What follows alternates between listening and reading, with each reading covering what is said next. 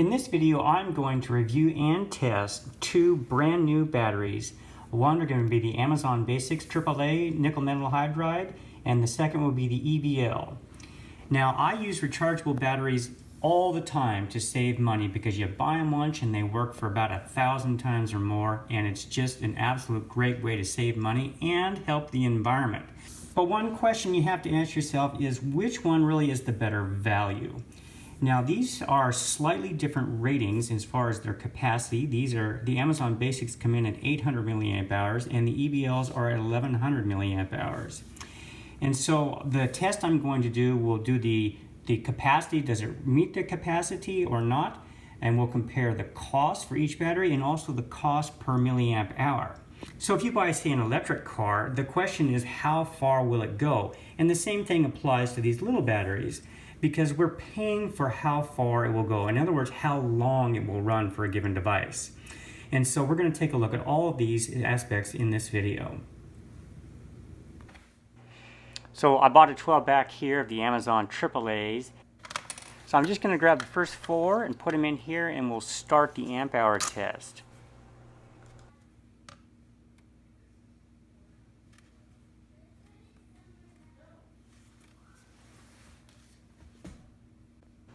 So after I set the proper mode, the charger here will charge them all the way up, and then it will discharge them and then charge them back up again. And this takes about 15 hours.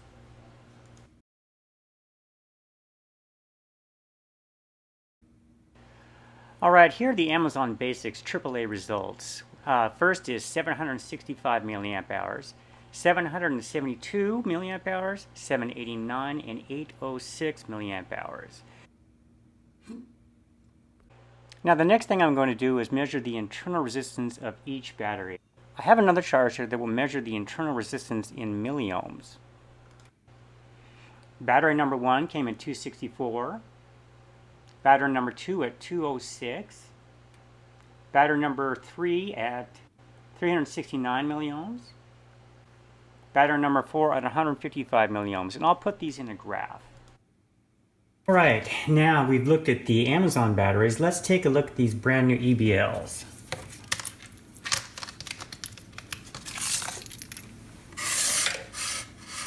So I'm just going to grab 4 random batteries, no particular order, and then we'll repeat the test just like we did with the Amazons.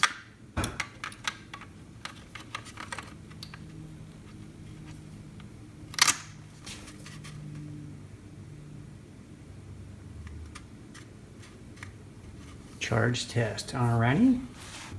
I'll let that do its thing and come back and we'll take a look at the results.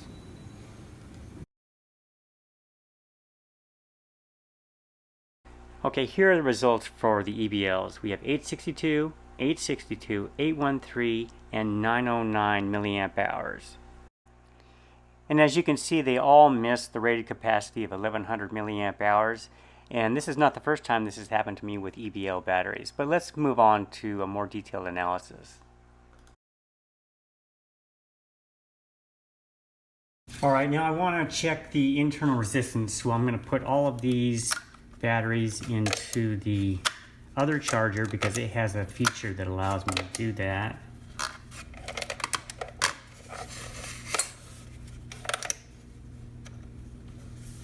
Number 1, 999. Number 2, 363. Number 3, 358. And number 4, 375. And those are all in milliohms. Alright, we're now ready to take a look at analysis side by side and see which one is really the better value and how they performed overall.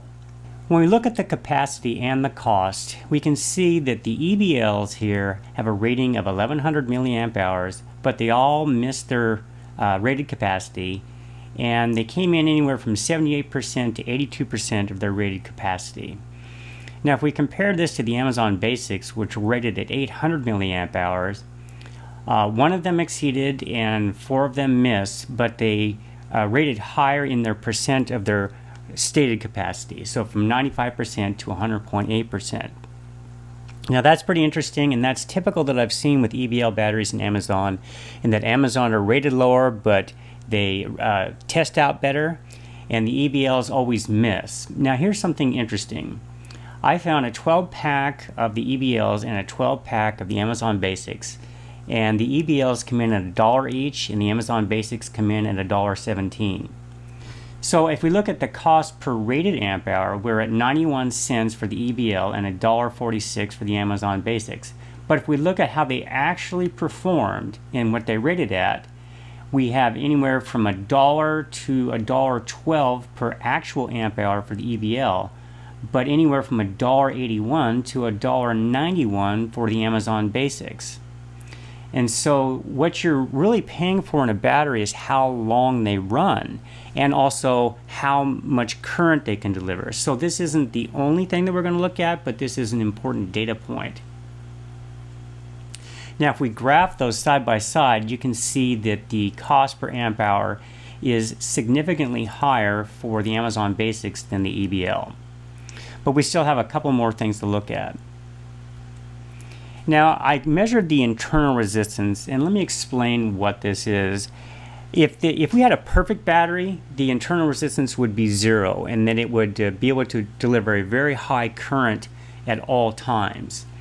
But I have another meter over there that can measure the internal resistance, and we can see that on average the EBLs have a higher internal resistance than the Amazon Basics, which means that the Amazon Basics can deliver a higher current than the EBLs. Now let's take a look at this graphically, and you can see one battery performed very poorly on the EBL. It had a very high internal resistance, and the rest of them were fairly similar, with on average the Amazon Basics having lower internal resistance.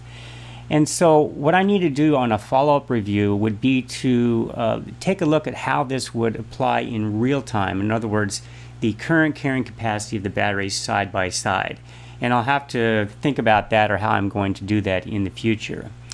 But anyway, this is an important data point, and you can see, and I'm not sure how heavily it weighs on your decision, because right now I'm looking at this data and it's pretty apparent to me that the EBLs are a better value than the Amazon Basics, even though they missed their rating of their capacity.